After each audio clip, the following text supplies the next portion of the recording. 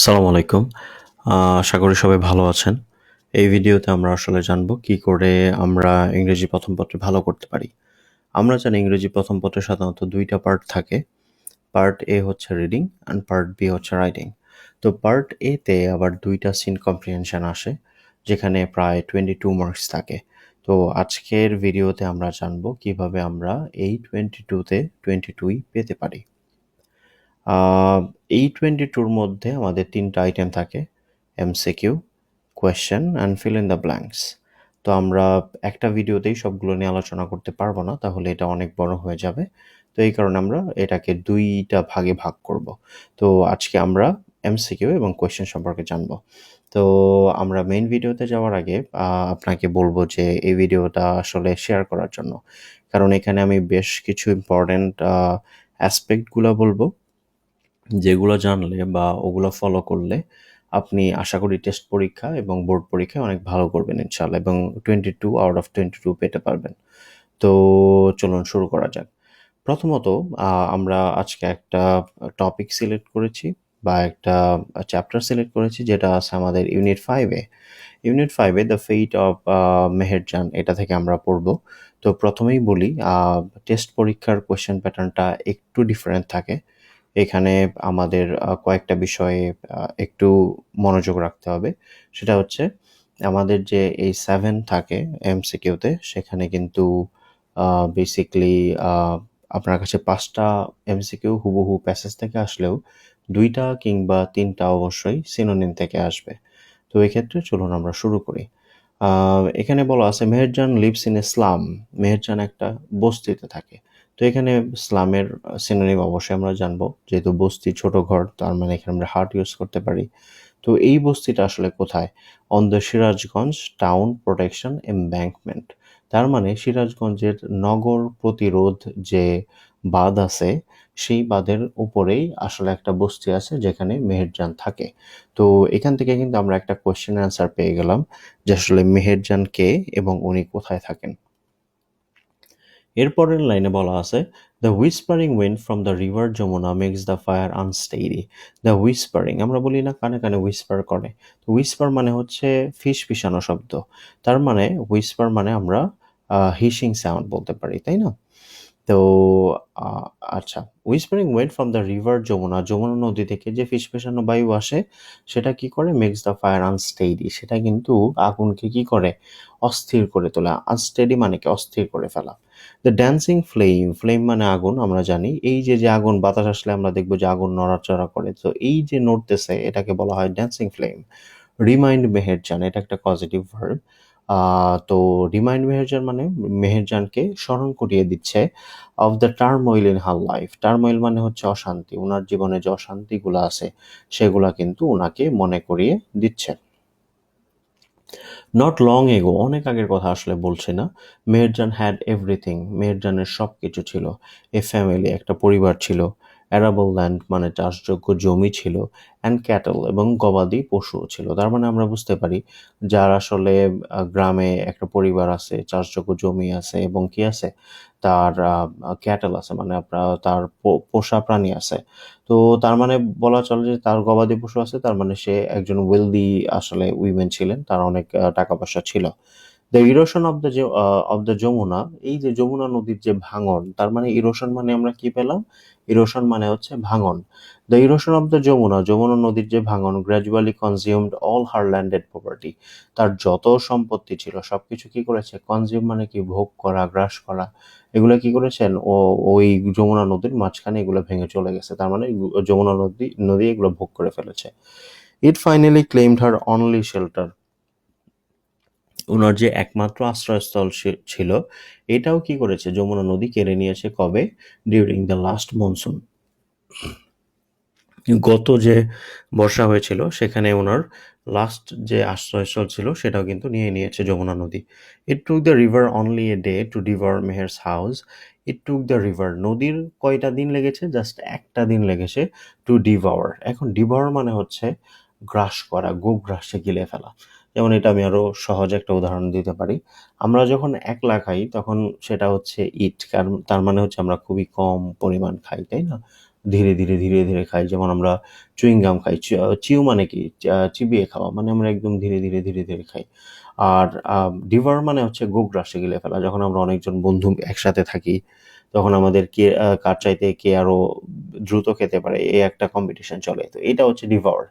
নদীটা কি করেছে একদিনের মধ্যে মেহেরজানের যে হাউস, মেহেরজানের বাড়ি, ট্রিজ, গাছপালা, ভেজিটেবল গার্ডেন, তার মানে সবজির বাগান, অ্যান্ড দ্য ব্যাম্বু বাস, এবং ওনার যে বাঁশঝাড় ছিল এগুলো সব একদিনের মধ্যে নিয়ে গেছে। এই কারণে কিন্তু এখানে ডিভার ইউজ করতেছে। তার মানে আমরা বুঝলাম ডিভার মানে হচ্ছে গোগ্রাসে গিলে ফেলা, বা একদিনে অনেক consumed at a faster speed, এরকম যদি বোঝায় তাহলে আমরা ডিভার ইউজ করবো।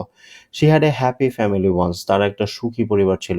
ওভার দ্য ইয়ার্স, বছরে বছরে, শি লস্ট হার হাজব্যান্ড, সে কি করেছে তার হাজব্যান্ডকে হারাইছে, অ্যান্ড হার ফ্যামিলি, এবং তার পরিবারকেও হারায় ফেলছে, টু ডিজিজ, বিভিন্ন রোগে হারাইছে। তার মানে এই রোগগুলো আসলে হইছে কেন? দ্যাট ক্রুয়েল হাঙ্গার, এই যে যে নিষ্ঠুর ক্ষুধা ওনারে আক্রমণ করছিল, অ্যান্ড পোভার্টি, এই যে দরিদ্রতা ওনাকে আর আক্রমণ করছে, ব্রট টু দ্য ফ্যামিলি, এইগুলা ওনার পরিবারে কি করছে, ডিজিজ নিয়ে আসছে। আর এই ডিজিজের কারণেই ওনার পরিবারের সবাই কিন্তু মারা গিয়েছে। তো এইখান থেকে আমরা আসলে কি বুঝলাম, মেহেরজান আসলে কে এবং উনি কোথায় থাকে? আমরা কিন্তু এটা কোয়েশ্চেন আসলেও পারবো, এমসিকিউ আসলেও পারবো। এরপর আমরা বললাম হুইসপারিং, হুইসপারিং মানে দ্য হিসিং সাউন্ড, তাই না? এটাও আমরা পারলাম। ফ্লেমস মানে ফায়ার, এটাও আমরা জানি। টার্ময়েল মানে আমরা কি পড়লাম, এটা হচ্ছে তার অশান্তি, তাই না? তার মানে আমরা এখানে এই রিলেটেড জিনিসপত্র আসলে পারবো। আর এখানে বলে দিছে যে মেহেরজানের আগে যেহেতু সবকিছু ছিল, তার মানে উনি কিন্তু একজন ধনী মহিলা ছিলেন, ওনার সবকিছুই ছিল। আর যমুনা নদী ওনার সবকিছু কেড়ে নিয়েছেন, আর একদিনের মধ্যে ওনার সবকিছু গ্রাস করে ফেলেছেন। ডিভোর মানে আমরা একটু আগে বললাম যে সবকিছু গ্রাস করে ফেলা। আর ওনার বছরে বছরে ওনার ফ্যামিলির সবাই আসলে ওনাকে ছেড়ে চলে গেছেন, মানে ওনারা ইন্তেকাল করেছিলেন। এবং এটা কেন করেছেন? বিভিন্ন রোগের কারণে। আর এই রোগগুলা কিভাবে আসছিল? এই যে ওনার দরিদ্রতা এবং ওনার যে ক্ষুধা ছিল সেটার কারণেই কিন্তু ওনার এই রোগগুলা আসলে হয়েছিল। এরপরে আমাদের দেওয়া আছে now she is the only one left to live on with the loss and pain. তার মানে উনি এখন একমাত্র মানুষ যিনি কিনা এই এখন বেঁচে আছেন, তাই না? তার মানে এখানে অনলি ওয়ান লেফট মানে কি, আমরা এখানে বলতে পারি মেহেরজান ইজ লিভিং অ্যালোন, তাই না? With the loss and pain, loss and pain মানে ব্যথা বেদনা নিয়ে উনি একমাত্র বেঁচে আছেন। The greedy Jamuna has shattered all her dreams and happiness. এইবার আসি আমরা, যদি আমরা কোনো কিছুকে ভেঙে ফেলি এক বা একাধিক টুকরায় তখন আমরা সেটাকে বলি হচ্ছে ব্রেক। কিন্তু আমরা যদি সেটাকে দুমড়ে মুচড়ে ফেলি তখন সেটাকে আমরা বলি হচ্ছে শ্যাটার্ড। যমুনা নদী ওনার স্বপ্নগুলাকে এতগুলা টুকরায় ভাগ করছে, এই কারণে এখানে শ্যাটার্ড ইউজ করা হয়েছে। তার মানে আমরা বুঝলাম শ্যাটার্ড মানে হচ্ছে দুমড়ে মুচড়ে ফেলা। হার ড্রিমস অ্যান্ড হ্যাপিনেস, ওনার স্বপ্ন এবং ওনার যে সুখ ছিল সেগুলোকে ছিন্ন বিচ্ছিন্ন করে ফেলছে। There are thousands others waiting to share the same fate like Meherjan. এখানে কিন্তু শুধুমাত্র মেহেরজান না, আপনি এরকম হাজার হাজার মানুষ পাবেন যারা মেহেরজানের মতো সেম ভাগ্য আসলে আপনার সাথে শেয়ার করার জন্য অপেক্ষা করতেছে। এখানে বলেছে Bangladesh is a land of rivers, Bangladesh আসলে নদীমাতৃক দেশ।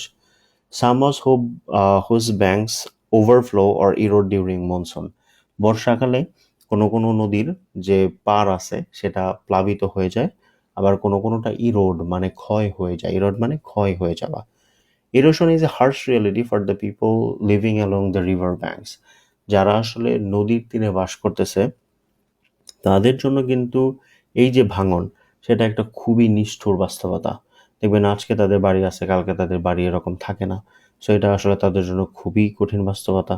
During each monsoon many more villagers are threatened by the mighty rivers like the Jamuna, the Padma and the মেঘনা। প্রতি বছরই এরকম বর্ষাকালে যে মাইটি রিভার্সগুলো, বড় বড় নদীগুলো আছে যেমন পদ্মা, মেঘনা, যমুনা, এরা কি করে আসলে আরও যে গ্রামবাসী আছে তাদেরকে কিন্তু হুমকি দেয়। ইট ইজ এস্টিমেটেড দ্যাট, এটা আসলে গবেষণা করা হয়েছে বা হিসাব করা বের করা হয়েছে, that river erosion makes at least 1 lakh people homeless every year in Bangladesh. প্রতি বছর শুধুমাত্র নদী ভাঙনের কারণেই প্রায় 1 লাখ মানুষ তারা গৃহহীন হয়ে যায়। ইনফ্যাক্ট আসলে the river erosion is one of the main dangers cause by climate change. এইবার আমরা কিন্তু একটা মেইন জিনিস পাইলাম, এই যে যে রিভার ইরোশন হচ্ছে এটা আসলে কেন হচ্ছে? এটা হচ্ছে ক্লাইমেট চেঞ্জের কারণে। তার মানে আমরা এখানে ক্লাইমেট চেঞ্জের আসলে নেগেটিভ যে দিকগুলো আছে সেগুলো কি কি আছে? এক নম্বরে আমরা পেলাম হচ্ছে নদী ভাঙন হচ্ছে, রিভার ইরোশন হচ্ছে। এছাড়াও কি হইতেছে, পোলার রিজনগুলা গলে যাচ্ছে, তাই না? ওইখান থেকে কিন্তু পানিগুলা নদীতে আসতেছে, সমুদ্রে আসতেছে, সমুদ্র থেকে নদী আসতেছে। তো এক সময় দেখা যাবে যে পানিটা অনেক বেড়ে যাবে, যার ফলে বন্যা হয়ে যাইতে পারে, নিচু অঞ্চল ডুবে যাইতে পারে। তো এইগুলো হচ্ছে ক্লাইমেট চেঞ্জের খারাপ দিক, এগুলো আমরা সবাই অলরেডি জানি। এবার এখানে বলে দিছে, if we can not take prompt actions, আমরা যদি এখনই কার্যকর পদক্ষেপ না নিতে পারি to adapt to climate change. এখানে অ্যাডাপ্ট বলতে আসলে কি বোঝাইছে? অ্যাডাপ্ট মানে হচ্ছে খাপ খাইয়ে চলা। যেমন আপনার এখানে নদী ভাঙতেছে, কিন্তু এই টাইমে যদি আপনি বাঁধ না দেন তাহলে তো কি হবে, আপনি আসলে এটার সাথে মানায় নিতে পারবেন না।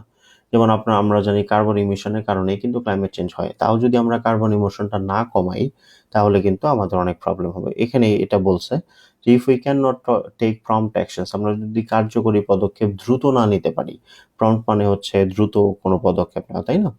To climate change, there will be thousands of more meherjans in our towns and village every year. প্রতি বছরে যদি এরকম নদী ভাঙতে থাকে, 1 লাখ মানুষ যদি গৃহহীন হয়, তারা তো আমাদের শহরে চলে আসবে, আমাদের গ্রামে চলে আসবে, এবং তাদের আমাদেরই দেখাশোনা করতে হবে। এটাই কিন্তু আমাদেরকে আসলে এখানে বোঝানো হয়েছে। তো টোটাল প্যাসেজটা আবার আমি একটু ব্রিফ করছি। মেহেরজান আসলে কে? মেহেরজান হচ্ছেন একজন উইডো। আমাদের যদি এরকম আসে যে হু ইজ মেহেরজান, মেহেরজানকে আমরা এটা দিতে পারি, Meherjan is a widow who is living alone, এবং হোয়ার ডাজ শি লিভ, কোথায় বাস করে? On the Sirajganj town protection embankment. তো মাঝে মাঝে আমাদের কোয়েশ্চেন অ্যান্সারের ক্ষেত্রে আমরা সরাসরি প্যাসেজ দেখে তুলে দিই। তো এটা একটা বড় প্রবলেম। আমরা যদি নিজে থেকে লিখি তাহলে কিন্তু স্যাররা আসলে আমাদেরকে আরও বেটার নাম্বার দেওয়া ট্রাই করেন। সো আমার যে সাজেশন থাকবে সেটা হচ্ছে আপনি নিজের মতো করে অ্যান্সারগুলো দিবেন। আশা করি বাকিগুলো আপনার খুব ভালো মতো পড়া হয়েছে, আপনি খুব ভালো মতো বুঝবেন ইনশাল্লাহ। তো আমরা এখন এমসিকিউ গুলো দেখি যে আসলে এমসিকিউতে আসলে কি কি বলা আছে।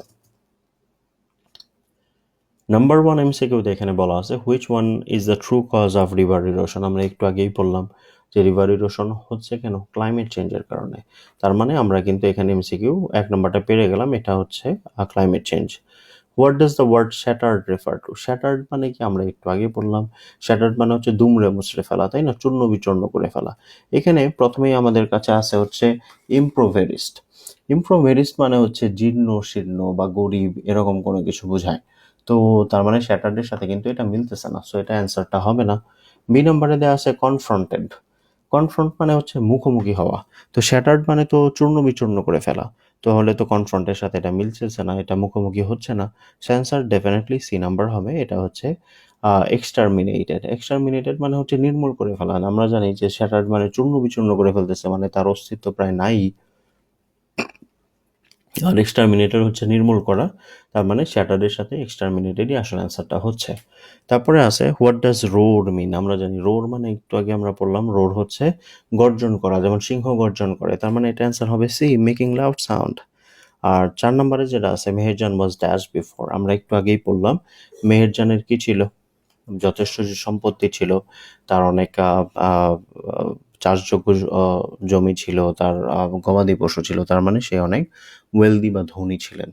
আশা করি এমসিকিউতে আমাদের কোনো প্রবলেম হবে না, আমরা যদি শুধুমাত্র সিনোনিম অ্যান্টোনিমগুলোতে একটু ফোকাস করি এবং পুরো প্যাসেজটা যদি আমরা বুঝি। ওকে, এরপরে আমরা আসি অ্যান্সারিং কোয়েশ্চেন্সে।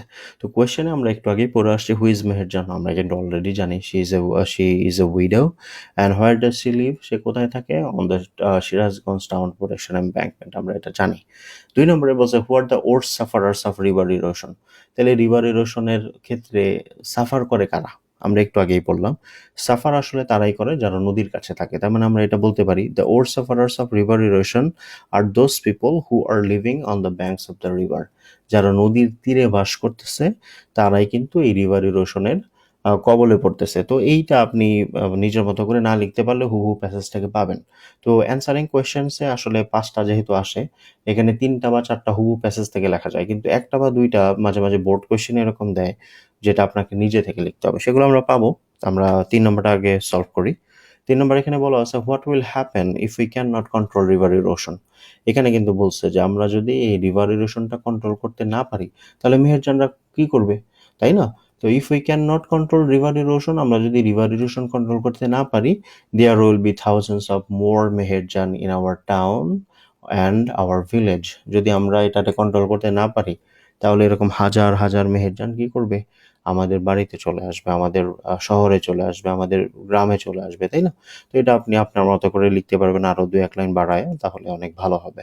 4 নম্বরে বলছে explain the negative consequences of climate change. আমি একটু আগেই বললাম যে রিভার ইরোশন হচ্ছে সবচাইতে বড় নেগেটিভ কনসিকুয়েন্সেস। এছাড়া আপনি বাইরে থেকেও বেশ কিছু আইটেমস গুলা লিখতে পারেন, তাহলে আপনার কোয়েশ্চেনটা আরো বেশি ভালো হবে। And what is the theme of this message or passage? এই প্যাসেজের থিম কি, এটা আপনি অলরেডি বুঝছেন। এটা হচ্ছে রিভার ইরোশন অ্যান্ড ক্লাইমেট চেঞ্জের যে নেগেটিভ কনসিকুয়েন্সেসগুলো ছিল, সেটাই কিন্তু এখানে মেইনলি বলা হয়েছে। 6 নম্বরে এখানে বলছে what is the purpose of the author of this passage. এই যে প্যাসেজটা লিখছে যে উনার আসলে উদ্দেশ্যটা কি ছিল। তার মানে আমরা এটা বুঝতে পারলাম যে উনি আসলে মেইনলি বুঝাইছেন হচ্ছে ক্লাইমেট চেঞ্জের যে নেগেটিভ ইম্প্যাক্টগুলো ছিল, সেগুলোই কিন্তু আমাদেরকে বুঝাইছেন। তার মানে আমরা দিতে পারতাম এটা, the purpose of the author of this passage is to show, আমাদের দেখিয়েছেন, তাই না, the negative impact of the climate change. Climate চেঞ্জের যে নেগেটিভ ইম্প্যাক্টগুলো আছে, মানে ক্ষতিকর দিকগুলো আছে, সেগুলো কিন্তু উনি তুলে ধরেছিলেন, তাই না, আমাদেরকে এগুলো দেখিয়েছিলেন। আর 7 নম্বরে কি দেওয়া আছে, we should take prompt actions to adapt with the climate change.